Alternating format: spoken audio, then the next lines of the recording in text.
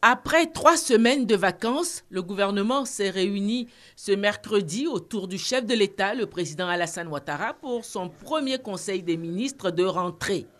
Plusieurs sujets sur la table ont été traités, notamment le nouveau régime juridique de la communication audiovisuelle, à l'heure où va s'opérer ici en Côte d'Ivoire le passage de la télévision analogique à la télévision numérique terrestre. Ce projet organise les conditions d'exercice des nouveaux corps de métier qui interviennent désormais dans les processus de production, de diffusion et de réception des programmes audiovisuels.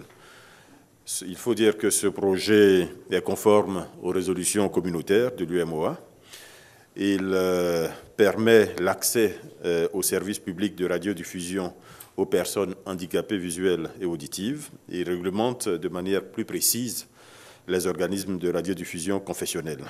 Par ailleurs, pour la rentrée scolaire 2016-2017, de nouvelles mesures vont être appliquées au sein des lycées techniques et professionnels. Le gouvernement souhaite ainsi favoriser l'accès d'un plus grand nombre de jeunes à l'enseignement technique. Il s'agit notamment de l'ouverture de classes préparatoires au certificat d'aptitude professionnelle destinées aux élèves des classes du CM2 âgés de 13 à 15 ans. Cette opportunité d'immersion dans la formation professionnelle permettra à ces apprenants d'acquérir les prérequis nécessaires pour accéder 2 ans après à la formation pour l'obtention du CAP. La phase d'expérimentation sera faite à cette rentrée scolaire dans 10 établissements donc sur l'ensemble du territoire. Il faut également indiquer dans ces mesures l'introduction de la formation par alternance pour améliorer la qualité de la formation et l'employabilité des apprenants. Il faut indiquer l'instauration du principe de la formation-production au sein des établissements d'enseignement technique et de la formation professionnelle. Grave menace sur le verger cacaoyer ivoirien. Avec l'invasion des chenilles, le Conseil des ministres a adopté un plan de lutte. La nation ivoirienne, honorée par ses médaillés, saura les récompenser à la mesure.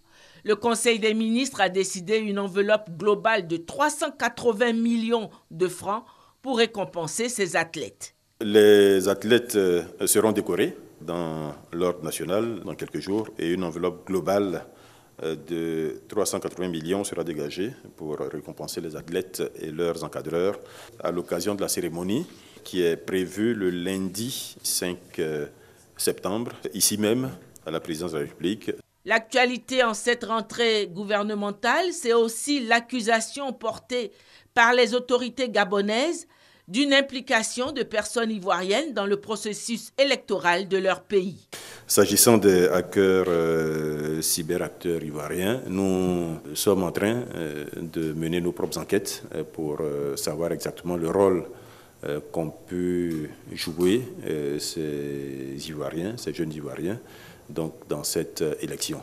Maintenant, comment expliquer qu'un conseiller de ce niveau, donc cela n'a rien à voir avec l'État de Côte d'Ivoire. Chacun est responsable des actes qu'il pose aussi. Et pour finir, une note d'autosatisfaction de la part du gouvernement.